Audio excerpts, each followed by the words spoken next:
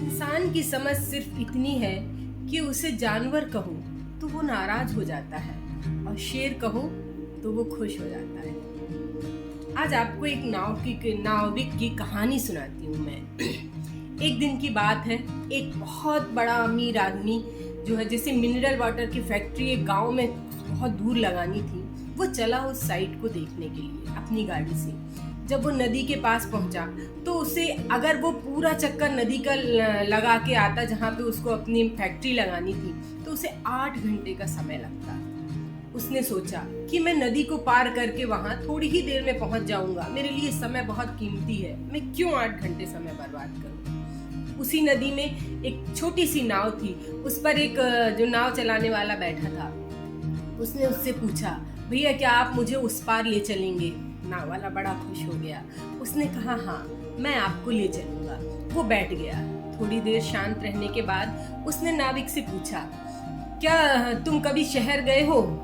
तो उसने कहा, नहीं मैं तो कभी भी शहर नहीं गया। कैसा है तुम्हारा जीवन, तुमने कभी शहर ही नहीं देखा, कितनी तरक्की हो गई, कुछ नहीं देखा। वो बेचारा उदास हो गया। फिर उसने पूछा, क्या तुमने मुझे पहचाना।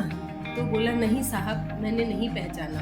बोले, अरे तुम अखबार नहीं पढ़ते, हर दूसरे दिन मेरी फोटो निकलती है, तुम मुझे नहीं जानते। उसने कहा, मुझे पढ़ना लिखना नहीं आता। वो उसको बड़े तुच्छ नजरों से देखने लगा कि अरे इसे पढ़ना लिखना भी नहीं आता, ये क्या करेगा। बोले, ये जो तुम्हारे सामने जमीन है, मैं यहाँ पर मिनरल वाटर की फैक्ट्री लगाने वाला हूँ, फिर देखना तुम कितनी तरक्की होगी। उसकी समझ में नहीं आया। उसने कहा, क्या तुम कभी शहर भी नहीं गए कि तुम ये देखो वहाँ दुकानों पे किस तरह मिनरल वाटर रखा रहता है, लोग खरीदते हैं या करते। इसकी बातों से वो जो नाविक था वो थोड़ा सा घबरा गया और उसे अपने आप में हीन भावना आने लगी।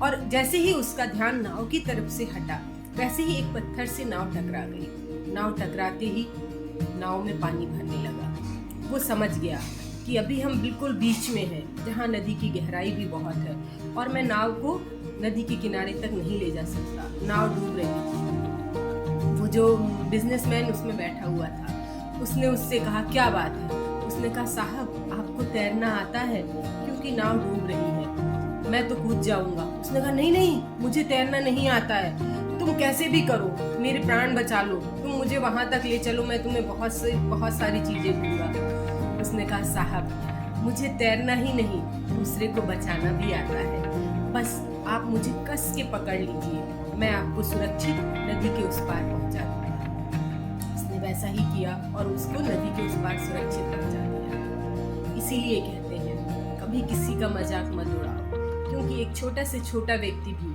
किसी भी समय आपके काम आ सकता है। फिर मिलेंगे एक नई सोच, एक नई कहानी के साथ में। बस फिर कहूंगी, अगर आपको अपने जीवन में सुधार करना है तो सुबह उठते ही अपना एक टारगेट निश्चित करिए।